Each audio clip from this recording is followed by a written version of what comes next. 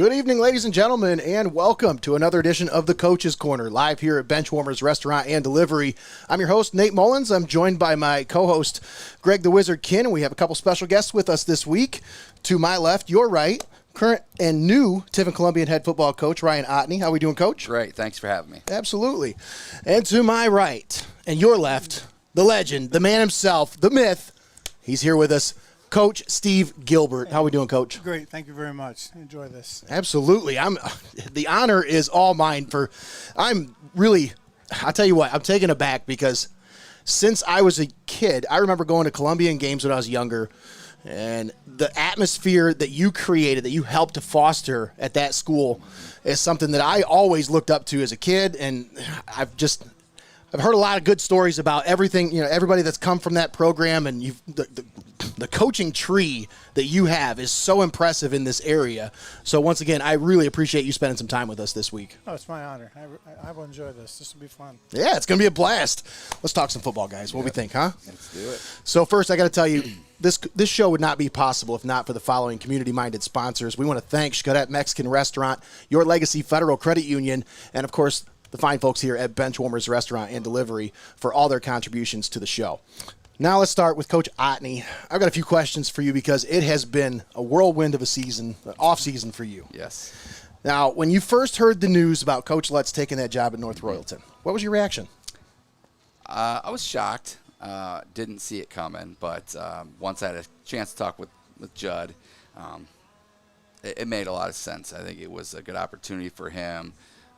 It was able for him to kind of go closer to his wife's family, and I think it was something that like they came after him, and it was intriguing for him, and I think it was something that he wasn't looking for it, but it presented itself, and he felt like it was the path that he needed to follow. So I was like most of the kids, it was a shock. I didn't see it coming, but I'm extremely excited for him there. I'm really happy for him. And everything that he's doing, and obviously we talk on a weekly basis still and communicate, because obviously he still cares a lot about Tiffin Columbian. He still cares about these kids, and he's asking them about how they're doing and everything. So, it was shocking for sure, and I don't think as a staff or even as a program as a whole, it was something we were prepared for.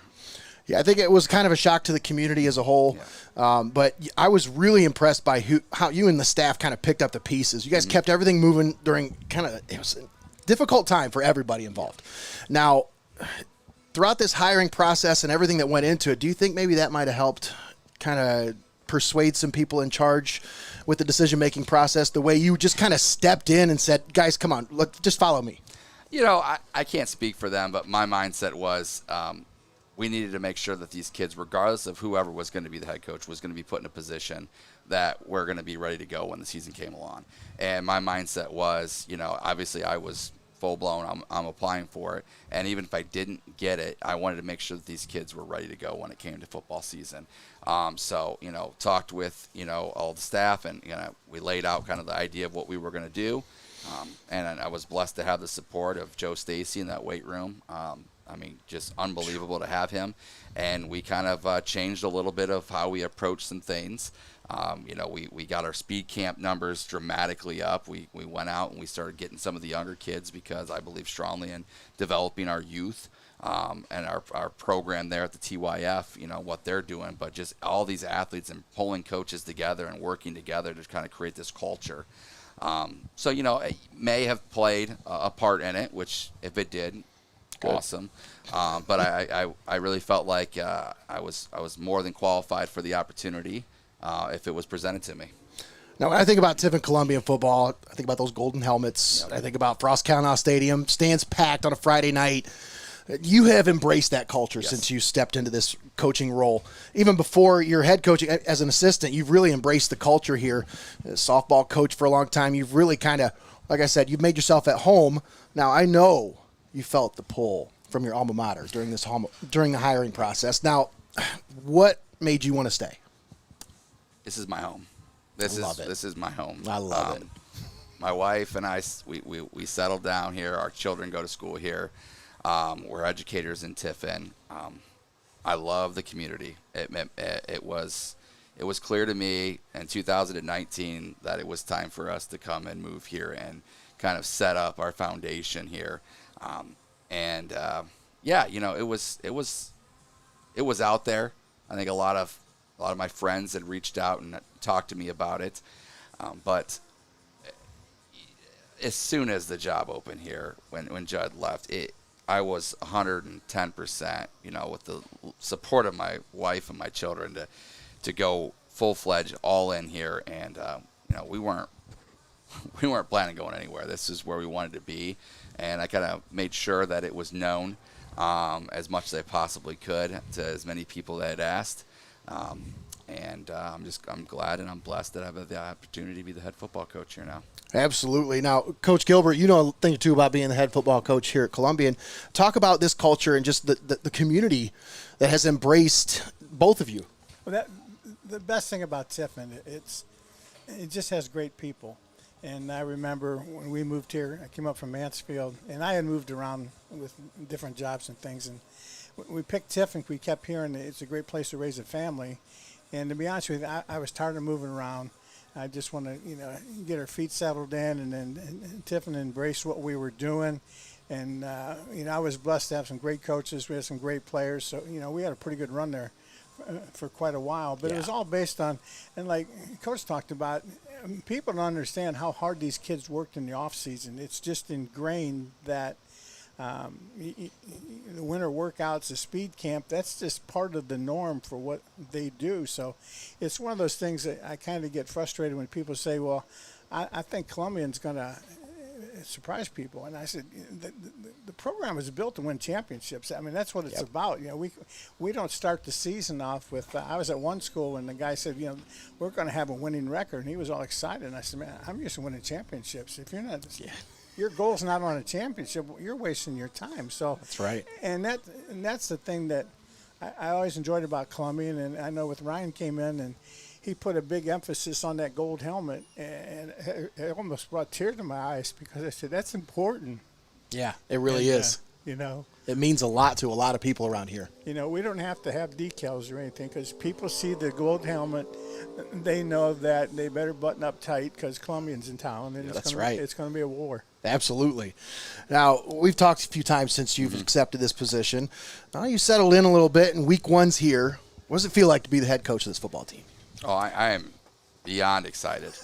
It's been unbelievable. We're flying around. We changed the way we did practice. We moved the time frame. I mean, the kids adjusted so well. The energy level is such a great experience to be a part of. You know, we've done a lot of different things this entire summer, you know, whether it was how we lifted, how we conditioned.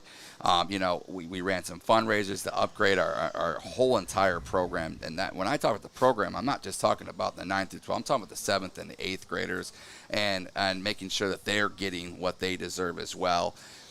So it's been an unbelievable experience. And I am so happy, and I'm as eager as anybody to kind of get this going because I've watched them work. I've seen the time and the efforts that they put into it. I've watched our coaching staff just evolve and grow tighter as a group together, and we're consistently helping each other out. We're all on the same page, and I really feel that at this point we're all at the same level of like it's time to go and play a Friday night football game. Oh, yeah, it is time. It's ready. Well, I'll say this from my standpoint. You know, I got a couple of nephews that were in the football program and other kids and stuff, and I've heard when Lutz was leaving, it kind of got a little rocky. People didn't really know what was going to happen, what was going on. They were unsure of things. But here over the last few months, I've heard a lot of really good things coming out of Columbian football. Like, you know, the culture is doing good, the vibes are real good there, and I think you're turning it around real well. Talk about the culture here. Like, what went into your coaching staff and bringing different faces on? You know, when it came down to it, I wanted to kind of make sure that whatever we did and whoever we brought in, they were going to make the full-time commitment to the players, to the ideas, to the philosophy, the culture, the standards, the expectations. And, you know, I'm blessed to have, you know, several of those people back, and that was huge to me because the familiarity for these kids is so important. And these kids really, honestly, they need to see a familiar face. Yeah. And you know, for me, I was with them through the grind last year. I know the heartache it was, when we lost games last year, and we played in quite a few tight ones. And I think that was an important aspect of when I build a staff of guys who we're going to be committed to. We're going to be there at all these practices. We're going to work hard in the off season. We're going to be committed to these young men. We're going to do whatever we can do to put them in the best position to be successful. But big thing for me was they're going to represent Tiffin Columbian. Yeah. And that was important to me, of making sure they understood what it was that we were representing, the history, what Coach Gilbert has done for the program for so many years, what Judd had done for the program for so many years, of making sure that this is what we are all about. And I know you saw it in the locker room. I have that big profile of a Columbian football player, and it's based on, our culture of LDRS, of loyalty, discipline, respect, and selflessness. And we talked a lot about the discipline aspect of things right now, of being disciplined in your assignments, being disciplined in and out of the program and what you're doing, and the selfless acts in which we have to do. And watching one of my players here, tonight before, goes over and opens the door for a family that's leaving.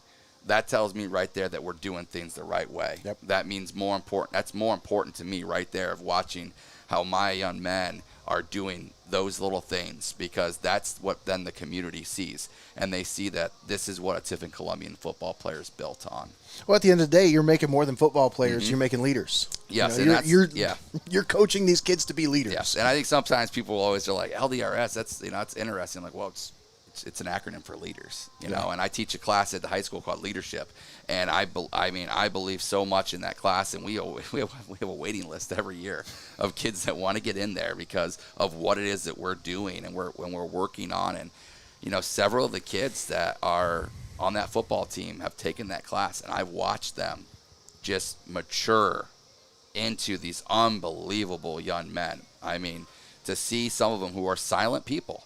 Mason Seitz is a silent kid, but when I watched him go into a classroom and I watched him interact with these little kids and the hugs and things they give him, that means a lot. And I'm very proud of where we are right now as a program and what we're going to continue to be, and we're going to honor that golden helmet. It's one of the first things that I learned when I came over. I played against Tiffin. I know what Coach means about strapping up and getting hit. I can tell you, I always joked with Judd that when I was playing receiver my junior year and he was at linebacker, I told the quarterback, don't you dare leave me over the middle and let Lutz lay me out. So I know what it is, and bringing that toughness, that tenacity, that feel back into it is really, the big bite is what we say. Have that bite to you, but shoring up some things of making sure we're in the best position to be successful. Absolutely. Now, all of that you hope translates to wins. Yes. Obviously you're trying to create leaders, but you got to win some games, yep. And Coach, you've won quite a few games in your life. You've been on the sidelines for a few wins in your time.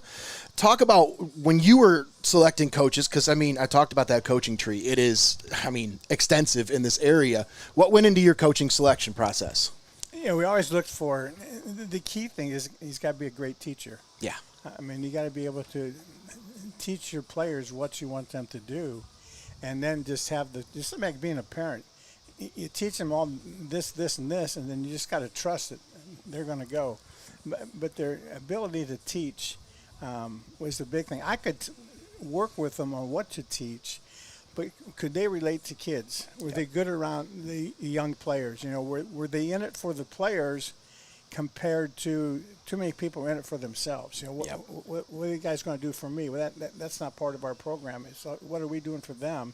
Because we always talked about the idea that if we just taught you how to block and tackle, we're doing you a disservice. We got to teach you to be a good person.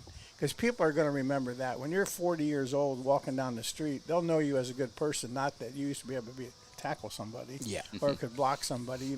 They want to know that you're a good person. And we look at now with the people we have out in the community and all over. And I've been blessed with, the kids who got into coaching had a pure love of the game. And they continued a lot of the things we did at Columbian at the schools they're at now. So, it makes you like a proud parent to just kind of send them off and to let them go. But you knew they would not have done that if they didn't have a good experience playing Columbian football. That's exactly right. And that's the thing. But if you look at, look at the school administrators, most of them have a coaching background. Yeah. When I was at Columbian, if they needed an administrator, they took him off the football. Doug Hartenstein was on one of my first staffs. He became an administrator. Greg DeVore was on the staff. He became an administrator. Sean Murphy was on the staff. He became an administrator. So they look for, because they're leaders. Yes. Coaches are leaders and have the ability to relate. And that's one of the things I always look for. Can they work with kids? And are they in it for the right reasons? Those are all the important qualities you absolutely want to look for in a leader and in a coach, for sure. Now, Fremont Ross, new coach over there as well.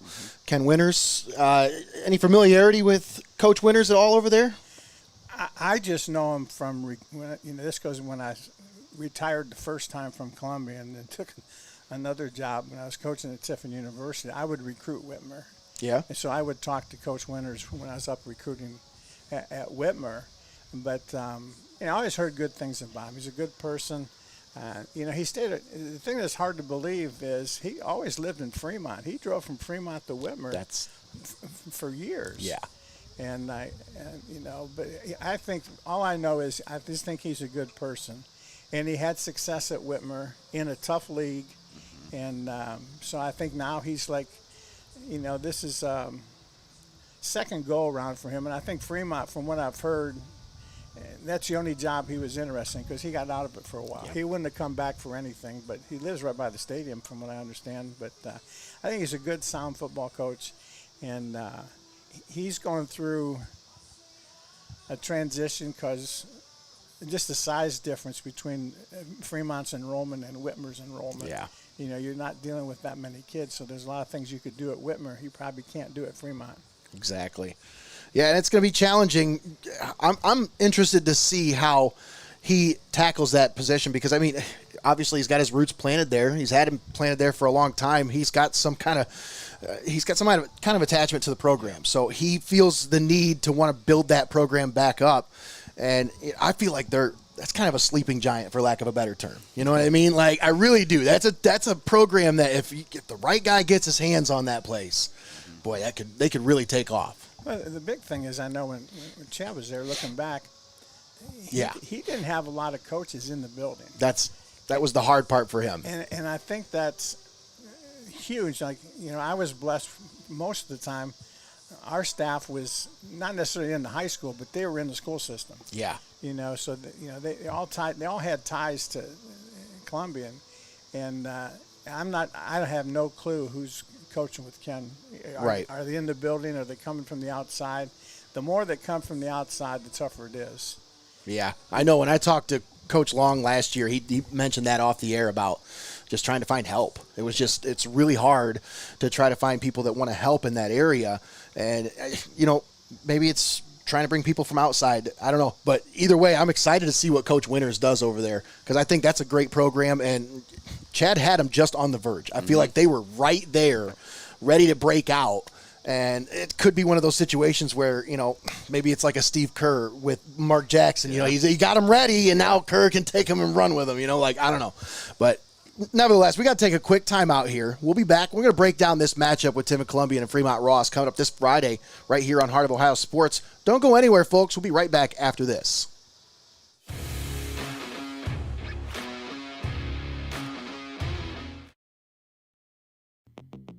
Stop down to Benchwarmers in Tiffin or call it in for delivery. Fresh cut fries, locally sourced ingredients, and phenomenal service. Give the Tiffin store a call at 567-268-9268 and place your delivery order now. Benchwarmers Restaurant and Delivery.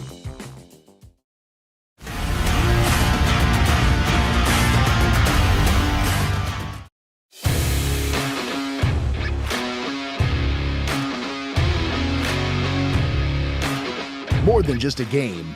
This is Heart of Ohio Sports. Every game-changing play. All the breathtaking catches. Every punishing run. And the bone-jarring hits. Friday Night Lights are on Heart of Ohio Sports.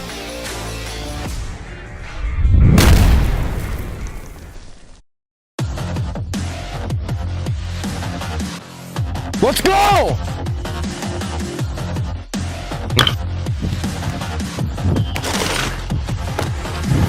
Boom! This is my house!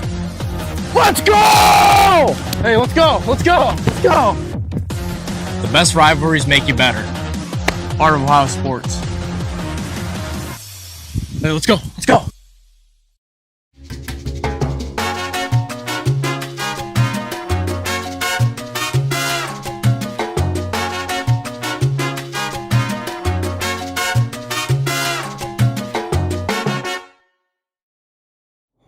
My stomach is messed up. The game's almost over. Can't you wait? No, I gotta go right now. Wow, really? Swung on, hit the center, well hit. Back, and this one's gone. A home run for Connor Moyer on an 0-2 pitch. Smokes it to dead center. That's Oh, man, are you kidding me?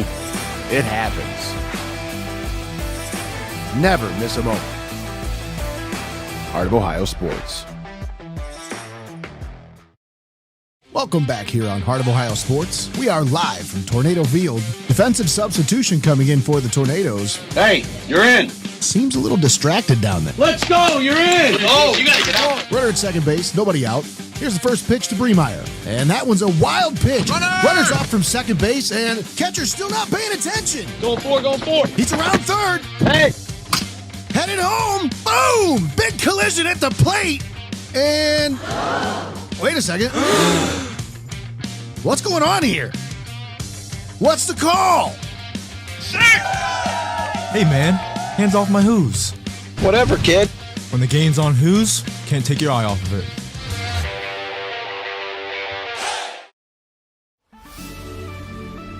Welcome to your Legacy Federal Credit Union, your trusted community credit union for over 70 years. We're not just a credit union, we're your personal financial counselor. Your Legacy Federal Credit Union is a full-service financial institution tailoring solutions to your needs. Whether it's your first home or planning for the future, we're here to help you find success. Your Legacy Federal Credit Union, a legacy built on trust, commitment, and community. Your legacy, your legacy.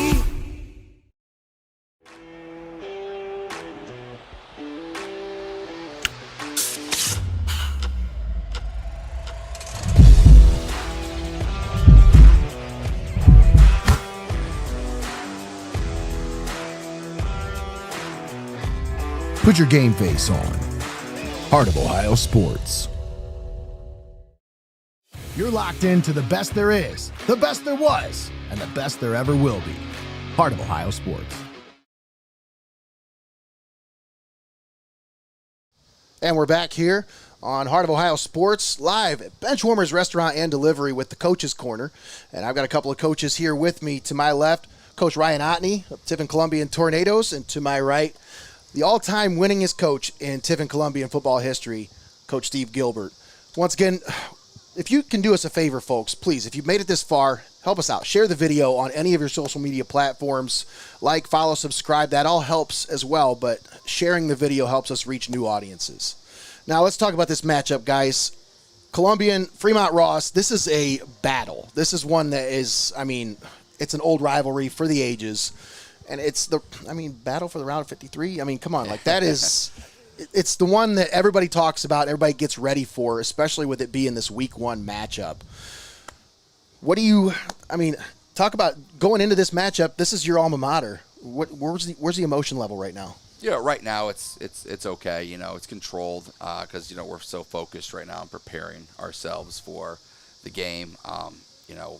I think come Friday, obviously there'll be natural emotion, but that's going to have to go out the window very quickly because everything needs to turn on to making sure these players are in the best position to have success for me. And I know there's a lot of people from Fremont that are probably, going to be at the game. Some probably not happy that I didn't come back, but it'll be one of those situations where I know quite a few of those people that are on the sidelines, several of which I coached at one point when I was there earlier in my career. It's natural though. It's week one though. Yes, that's the one thing. That's week one. And I mean, for me, I'm just really excited to kind of see what we are as a team right now, and where we can grow from, from scrimmage 1 to scrimmage 2 to week 1, and then continue that maturation and that growth process as we get prepared as we run through the rest of the season. Absolutely. Now, Coach, you've had your fair share of matchups with these little Giants. What went into that mentally when you had to get ready for this team? Well, the big thing is, I remember our second year here, we had scouted, and that's back when we used to scout.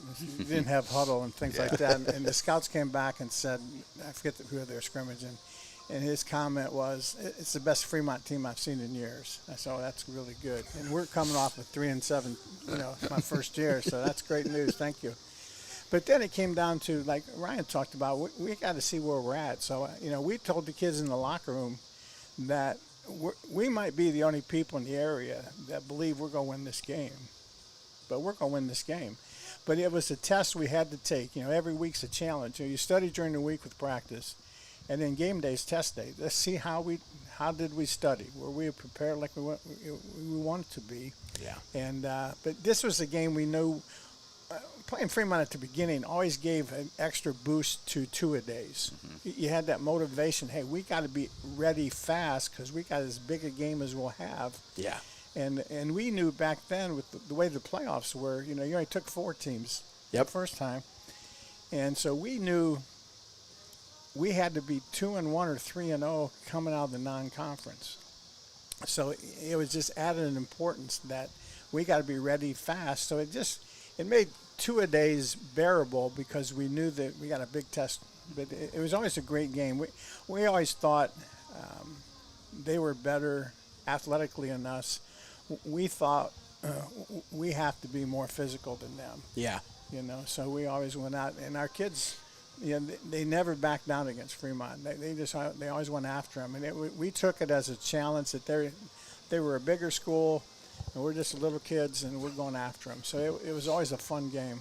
Oh yeah, and it's always a fun game for us to call. I mean, I haven't been a part of too many lopsided contests when it comes to this game. Typically, it's pretty close when it comes down to it. Now, when you look back at last year's game, what stands out to you? Obviously, you can't take anything from it because new coaching staff, but is there anything that you can learn from that in preparation for this year's game? Yeah, I think the biggest thing we've talked about is finishing.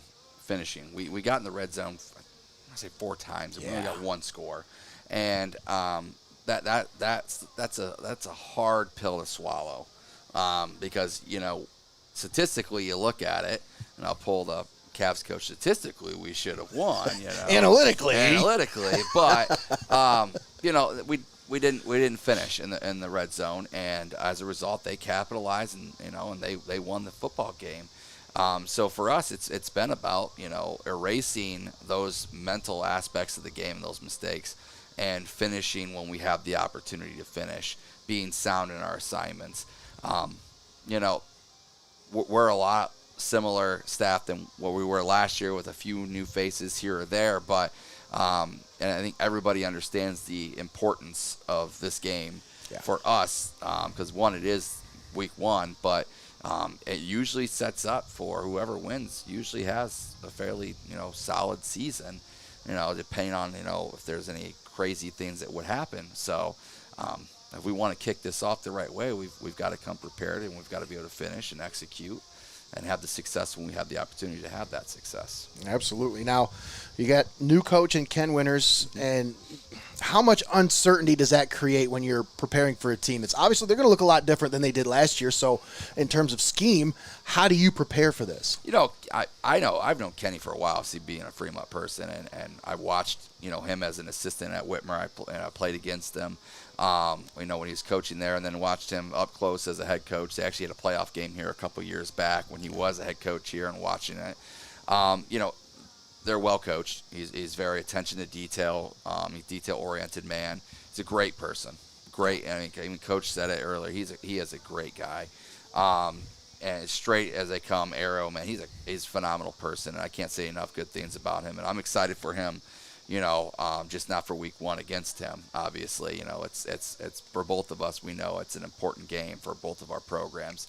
So I think the scheme for them is going to be, about where their identity lies on offense and what they want to do. They've got some talented individuals, out there with, Mason England, state high jump champ, I think. Jackson, Mackey, very good, and Garza kid at quarterback is an athlete, can move around, and they've got a really good running back who's, very quick, and they seem to always be big up front. I don't know what it is, but they're always big up front. So, they've got some great pieces. And on the defensive side, I know that they're going to be an attacking style defense. So we've got to prepare for all of that at this point. Yeah.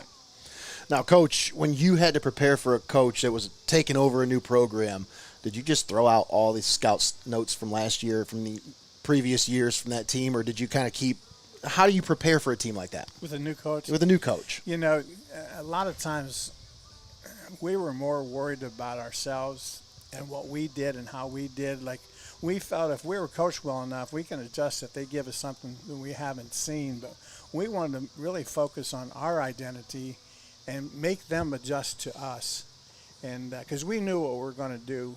I know it probably surprises people, but we were going to run the ball and see if they could stop us. And, the pass game was always going to be there, but we wanted to make sure we're playing the way we want to play, and we're really not going to worry about them too much. Now, we'll have some basic stuff. What's their base defense? Where you have trouble with is, okay, what's his third down stuff? Yep, situational stuff. Yeah, you just don't know that, or the big part of the game, I think, is going to be special teams. Yep. We always put a huge emphasis on special teams because I think of the three phases, you have to win special teams every week. Yep. And then it's back and forth. Sometimes your defense is hot or your offense is hot, but you got to be consistent in special teams and make it, because nothing will turn a game faster than a block punt. Making a play on special teams. Yep. We were lucky for couple of years. We started the season by breaking the opening kickoff for a touchdown, so we're up 7-0 before people got settled in their seats right away. But nice way to start. Yeah, we always really focus on special teams, especially early in that first game, to make a play, because it's something you don't practice really live during camp. Okay, so again, you're worried about injuries, but you kind of, if anything's, you don't really focus on a whole lot. It's live special teams, but they're going to be a big part in this game. Yeah, absolutely. And something else that always is a part in this game is physicality. Now, who's going to win that battle in the trenches, dominate the line of scrimmage? Talk about how important that is for your team to bring that physicality from that first whistle to the last, Coach. I think that was one of the big emphases that we put on this. The first time that we were able to go live, we had a live period. And we had our ones good on good. I mean, we did it the entire camp, all the entire 2 days. We had some good on good periods because we needed to be able to obviously tackle and whatnot, but we also needed to be able to be physical enough at the up front to be able to dominate the line of scrimmage, because we understand, we play in Northwest Ohio, and if you ultimately want to get to the ultimate goal of playing in Canton, you got to be able to run the football. The weather's going to change in October, November, and obviously the first week of December. It's a crapshoot. You don't know what's going to happen. So that's a huge thing for us as being more physical, not only just up front but in the perimeter as well. And I think that's an area that we have really tried to focus in on. And this is what this test is going to give us, is find out where we are and where we match up. And I feel good about our process and what we did, and I feel good about our guys. And, I'm excited to see them compete. Now talk about this team defensively. What stands out to you as you get ready for this Ross team? As in their defense? Their defense. Their defense. So, we talked about their offense. They've got some weapons. They've got some skill. And, defensively, the England kid and Mack kid now, they played in the last scrimmage defensively. They're two of their better players. They've got a really good corner and KJ out there, number 20, very, very talented young man. They're heavy blitz. They're bringing 4 or 5 guys, it seems like, but that's their identity, it seems like, And for us, it's about making sure that we can control, what they want to do up front defensively. They're going to try to, put pressure on us, and they did it last year. And they had 2 really good defensive ends. They had some good backers, and they caused us some issues, and I think that that's the identity of what they want to be, and we're going to have to figure out how to make sure that we can handle that, and that's what this preparation this week's all been focusing on, and how we're going to be able to execute and put some points on the board. Now, I know offense, defense, special teams, obviously all those three phases play a part, but one thing that really can kill momentum in a game is negative plays. Any of those you got to stay ahead of the chains in these kind of games, especially that week one game. It's so important. Whoever can stay ahead of the chains, I think, is going to come away ahead. Now, how important are you stressing any of the mental focus this week? Oh, that's what the entire week has been based on. It really started last Friday on our scrimmage. We had some mental lapse and some situations that really hurt us. And I came in Saturday and we watched film, and I talked a lot about we have to are mentally disciplined in what we're doing, and we had to focus a lot on that and putting ourselves in some adverse situations and conditions to make sure that we are locked in and ready to go. Because if we want to play the style of defense that we want to play, we can't have those mental issues happen. We can't have them up front on the offensive line and going the wrong way, or, not pulling for the right person, or making the wrong read from the quarterback, not reading in, or not running the right route. We can't have those mental mistakes. That's only going to beat ourselves. So we've focused a lot on that, not just this week, but before that. And, we're really hammering it because in week one, those are the big things that pop out. So if you have a huge play and you're driving and you have a mental mistake, it bites you. And it happened to us quite a bit last year in that first game where we were going and we had a mental mistake and we weren't able to cash in. So that's a big focus right now for us. And same thing for defense. Stay locked in at all times. Special teams, catch punts, return them, get north as quickly as possible. So yeah, it's a huge thing for us right now, what we're trying to do. That's what I like to hear. Now, Coach, when you are getting ready for that week one game, what's the biggest indicator? What do you look for in your team to know that they're ready? They're ready before they even take the field. The big thing I remember, on Tuesday, we used to have a pretty serious inside run period. And we'd go ones on ones. For a couple of years, we didn't two platoon, but a lot of times we two platoon the line. So we had a different defensive line than offensive line. Mm-hmm. And then after that period, Coach Carmen would come over and say, hey, we're ready to go. Mm-hmm. Just on how they were on Tuesday. And we wanted to keep them relaxed. Sometimes the kids get too uptight. Mm-hmm. And so we tried to, if they were relaxed, then maybe, it might drive you crazy. But if they're kind of just bebopping around and, they're just not wound up too tight. Because when you're tight, you make mistakes. Yep. Then you're burning up too much energy and you're gassed after 3 plays. So we wanted to make sure they're relaxed and just go out and have fun. You guys have worked hard for this. If you love football, you're going to love tonight. You're going to love this atmosphere. So just go out and enjoy it, and we'll worry about the scoreboard at the end of the game. But as long as there's time on the clock, we're in this game. No matter what happens, we're in the game. So let's just go out and play. Boy, you just sat under the learning tree there, folks. Yeah. I'm telling you, that was words of wisdom right there. Now, if you're going to come away with a win this Friday night, what's it going to take, Coach? What are the keys to the game? I think for us, the big keys is we have to finish when we have the opportunity to finish in the red zone. We've got to be very sound defensively. We've got to make sure we know at all times where 4 and 14 are on the field. We've got to be able to make sure that we are containing the football. We are making sure we're finishing tackles. We can't miss tackles. We've got to make sure that's an area of focus for us. We've missed too many tackles in the last couple of years, so we've made a huge emphasis on this. And really, we walk away if we're disciplined in our assignments and we execute the things that we know that we can control, and that's really what it comes down to at the end of the day. And if we do those things, I feel really good about our opportunity and our chances. I like that. Now, before I ask him final question, do you have any questions for Coach that you'd like to ask, Coach?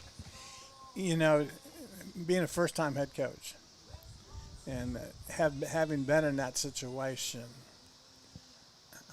how would you think you're going to be on Friday during pregame? That's a great question. I think for me, I want the status quo.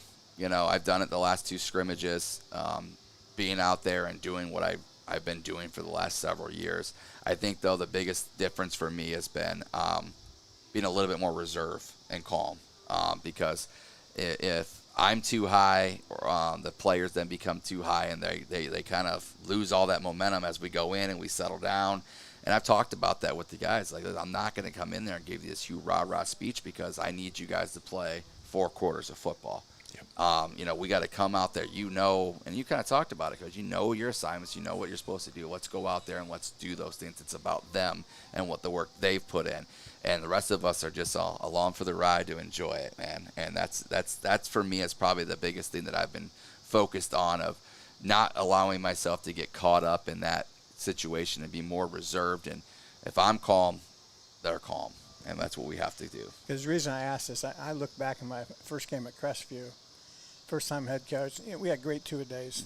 Kids were awesome. Scrimmages went well. First week of prep was great. Friday at school, I was fine, relaxed. Pre-game went great. Then we went back into the locker room for that last time, and I was standing in the doorway of the locker room, and I froze. It's just that was the first time it really hit me. Like, God, I'm the head coach, and I'm calling plays. It's like I got to do a good job, and I just froze for a minute, and then everything was fine. But I think you hit it on the head with the kids see you relaxed, and as well as anybody. The pregame pep talk lasts about as long as you run out onto the field and kick off, and then it's over with. Yep. They just got to play. And you see it, some kids that might take it. I was watching one of the NFL games here. One of the quarterbacks took a heck of a hit. I think it was Joe Burrow or something like that. He goes, I had to get hit just to make sure I'm in the game. You just got to feel that first contact, and then hey, it's for real now. Let's go. And your kids will be fine. Yeah. Looking forward to it, Coach. Now, what's your message to Tornado Nation? You're going to see a team that's going to get back to the roots of what has made it as special as it's been. And when I came here, I learned a lot, especially from Coach Gilbert, about the traditions, about the helmet. And you're going to see a team that's going to come out there who's going to play the type of brand of football that is going to make people proud. And we're going to fight to the very end, and we're going to be a team that people are going to look at and know they're going to hit you in the mouth. They're going to come at you. But at the end of the day, we're going to make sure that everybody understands what it means to be a Tiffin Columbian football player, and it's to honor that golden helmet. For all those individuals in the past that they've laid that bridge and that foundation for us to walk across, it's our job and our responsibility to make sure that we fortify that bridge. That's awesome, man. Great words from a great coach. We're excited to get you started this Friday. We'll be there. Thank you, sir. Thank you for spending some time with me this week. Thanks to Coach Gilbert. Thank you very much. Absolutely. It's been a pleasure. Enjoyed it. Once again, tonight's show has been brought to you by Your Legacy Federal Credit Union, Xcaret Mexican Restaurant, as well as our friends here at Benchwarmers Restaurant and Delivery. I think they're open for about another hour, so if you want to come on out here, grab something to eat, call in it delivery. You can call in a pickup order, but you got to do it quickly. But once again, thanks to everybody for tuning in. If you've made it this far, do us a favor. Share the video with all of your friends. That helps us reach some new audiences. But once again, thanks for tuning in. Once again, this Thursday, high school football is back right here on Heart of Ohio Sports. Tiffin Calvert takes on Lipsick at Heidelberg's Horniman Stadium. And on Friday, 2 blockbuster matchups for you here on Heart of Ohio Sports as we are Frost-Kalnow Stadium for Tiffin Columbian versus Fremont Ross, and we'll have the Extreme over in Bascom for Hopewell Loudon versus Lake.